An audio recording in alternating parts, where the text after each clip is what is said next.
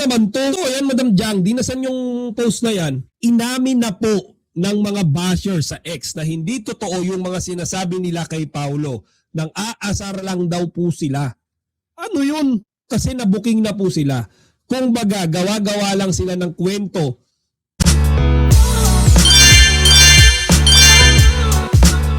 Ito yun, man.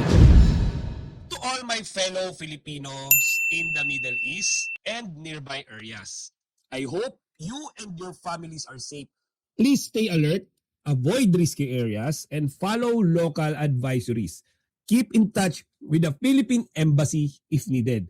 Stay safe always. So, ayan mga kachika, no? Actually, ang daming nagpasalamat kay Paulo sa simpleng reminder, simpleng paalala, okay? Simpleng pagmamalasakit sa mga Pilipinong kababayan natin, okay, sa Middle East and, you know, nearby countries. Kasi nga, alam nyo naman na medyo magulo dyan, medyo, ayan, si Queen Catherine, no? Dinig niya raw, okay, sa pwesto niya sa Qatar. Yan, ang mga pangyayari. And, you know, nag-aalala kami kay Queen Catherine. Kasi dito sa Liga Patrol, pamilya na tayo dito mga kachike. Solid family na tayo. So, syempre gusto natin lahat tayo dito safe. Okay, lahat kayo dyan, lahat ng mga nagko-comment, present dito palagi at sa mga future pa natin ng mga kachika rito, we are a family here. Okay? So, ayan. Sabi ni Madam Luz Biminda Rapliza, bashers are the most loneliest and unsecured persons. Dapat wag tayo magalit, kundi i-pray natin sila para mag-change of heart. Tama. Sabi nga nila, di ba? Sabi sa church, kapag may kaaway ka, huwag kang gumanti. Ipagdasal mo na lang.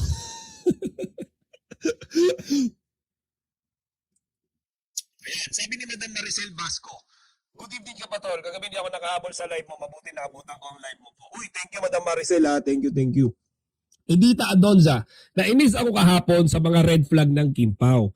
Hay nako, di matigil ang mga toxic na mga tao. Kaya, mga masamang mangyari sa ibang bansa, may gera na naganap, hindi pa nagbago ang tao. Ayan, sabi ni Madam Eve Del Rosario, ingat, Queen Catherine. Ayan, for your safe. I have brother work in Middle East. Oh, ingat po. Madam Eve, tell your brother na mag-ingat. Kung kinakailangan mag-leave, you know, to secure his safety, mag-leave na lang, di ba? Yung kaibigan, yung family ko nasa Saudi, dapat uuwi sila March first week. Naging March third week. Kasi hindi nagpapalabas ng, or hindi pinapayagan mag-travel. Okay, sa Saudi ngayon. Lahat ng citizen doon, bawal mag-travel daw. Ayun. So, sabi ni Madam Jangdi, inamin na po ng mga basher sa ex na hindi totoo yung mga sinasabi nila kay Paulo. Nang aasar lang daw. Ano? Grabe naman to. Totoo yan, Madam Jangdi. Nasan yung post na yan? Inamin na po ng mga basher sa ex na hindi totoo yung mga sinasabi nila kay Paulo. Nang aasar lang daw po sila. Ano yun? Kasi nabuking na po sila. Kung baga, gawa-gawa lang sila ng kwento tungkol sa non-showbiz GF. Kalokohan naman to. Anong klase ba naman yun? Siniraan nila si Paulo. Inanish nila yung reputation ni Paulo. Pati ako nayanig dyan na si Paulo alam niyo yun?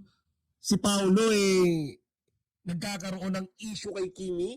Katabi niya si Kimi. Tapos, tawag dito, tumitingin siya sa ibang babae. Grabe naman yata yun. Di ba? So nagulat ako dito mga kachika, dito sa sinabi na to ni Madam Jangdi na gawa-gawa lang pala yun. Ibig sabihin trip-trip lang. Paglalaroan niyo yung buhay ni Paulo, trip-trip lang. Ano yun? Nasaan yung respeto doon? Hello? Di ba? Grabe naman yan mga chika. Anyways, nagulat talaga ako dito. Nakakayanig. Okay?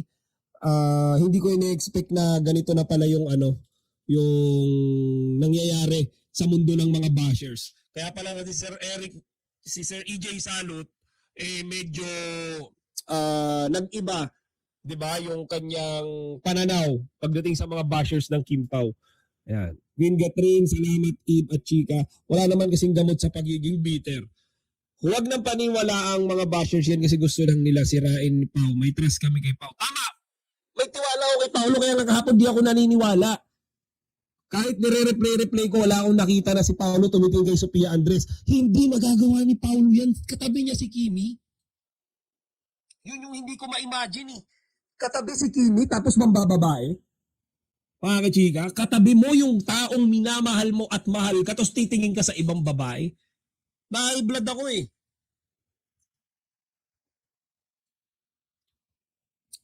Ayan, sabi ni Madam Jangdi, yes po, nag-post po sila. Hindi po totoo lahat ng sinasabi nila kay Paolo. Gusto lang daw nila siraan si Pao. Yung mga taong yan, hindi kaya sila rin mga kachika or Madam Jangdi yung pumupunta sa bahay ni Paolo para mang-stalk? Para magmasid-masid sa bahay ni Paolo? Baka sila rin yan. Di ba?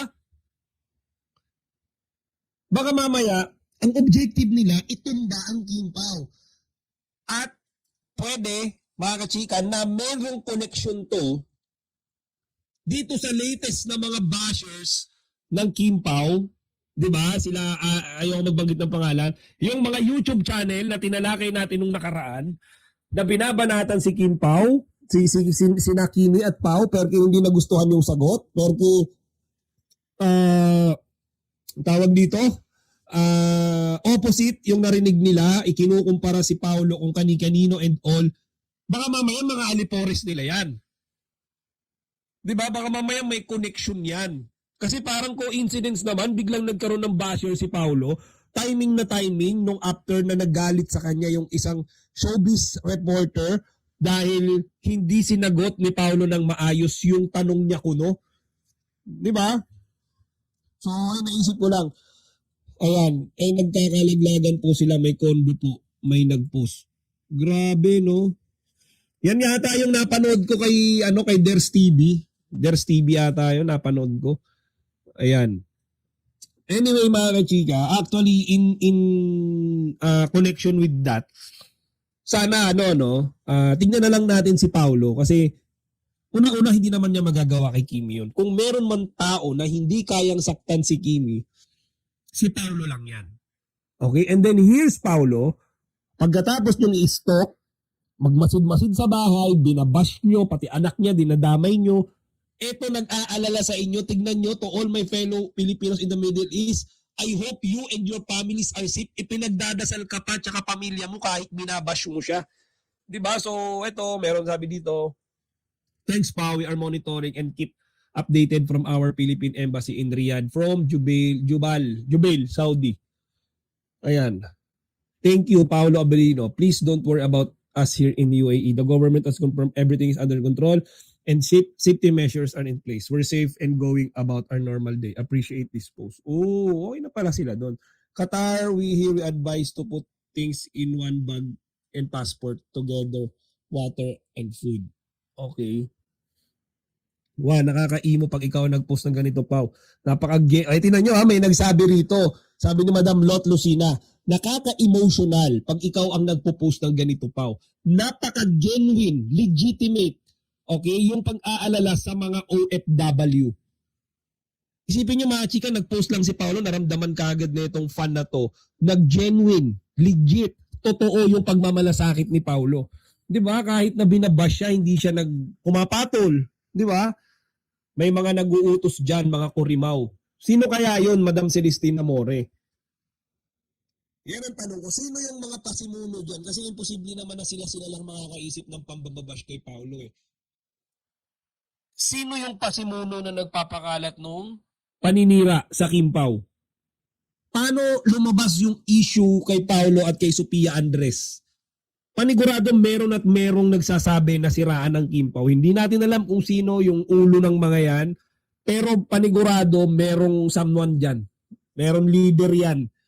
Yung mga, sabi ni Madam Celestina More, mga kurimaw. O, mga kurimaw. Hello po, Mr. Chika, salamat, nakaabot po ako. Thank you, Madam Rose-Ann. Dalawang Rose-Ann. Maaari totoo sa Chika Patron na baka nga sila yon. Yes, sila lang naglalaglagan sa mga konbo nila. Pang-asar daw dating na mga Kim Pao.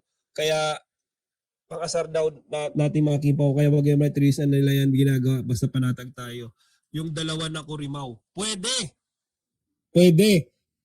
Ako, naniniwala ako mga kachika, sama si Celestine Amore. Yung dalawa na tumira-tira kila Paolo tsaka kay Kimi, ginawang punching bag yung Kim Pao. Feeling ko yun eh. Strong gut feel ko lang.